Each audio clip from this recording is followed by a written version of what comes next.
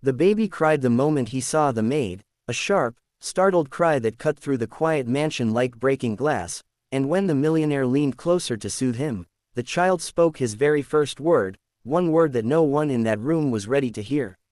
Ethan Caldwell had everything money could buy.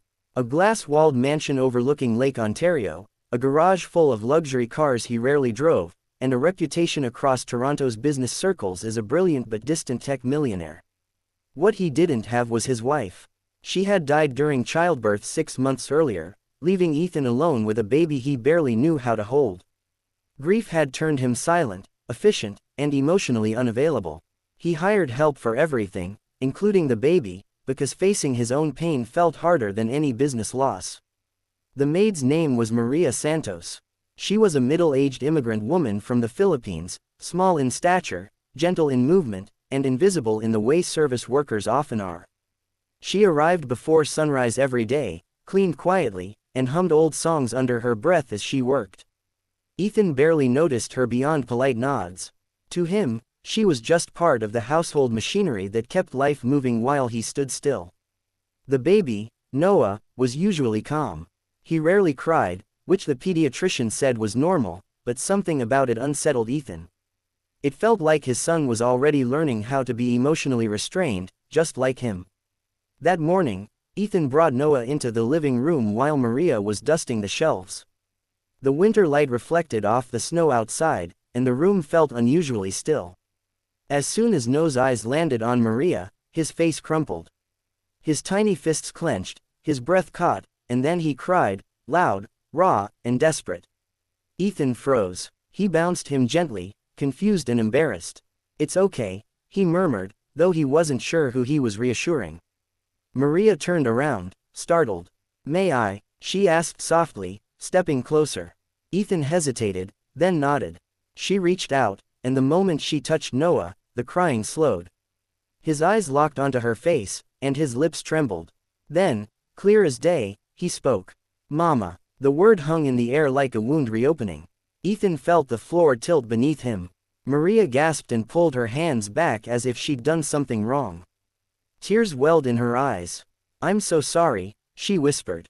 "I didn't mean." Ethan couldn't speak. His chest tightened as memories of his wife flooded back. Her laugh, her warmth, the way she held her stomach when she talked to the baby who would never really know her. Noah reached toward Maria, still fussing, still searching. Ethan finally nodded. "Please," he said hoarsely. "Hold him." Maria cradled Noah with a tenderness that came from lived experience, not training. She rocked him gently, humming the same song she'd hummed every morning. Noah relaxed against her chest, his breathing evening out. Ethan watched, something breaking open inside him. Later that day, Ethan found himself asking Maria questions. About her life, about her children back home.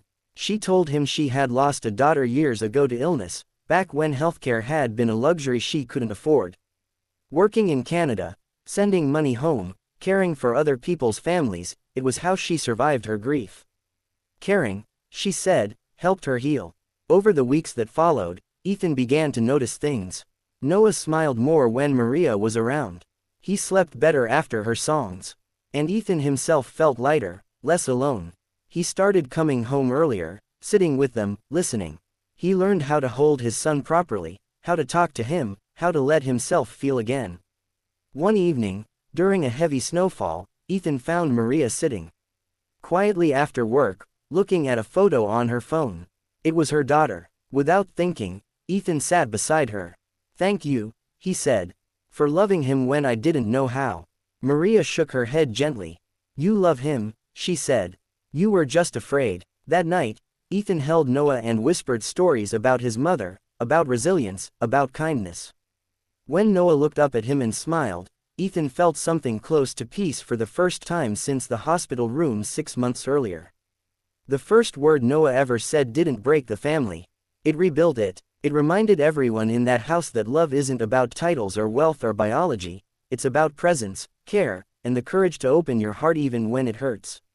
Sometimes, the smallest voices say the truest things.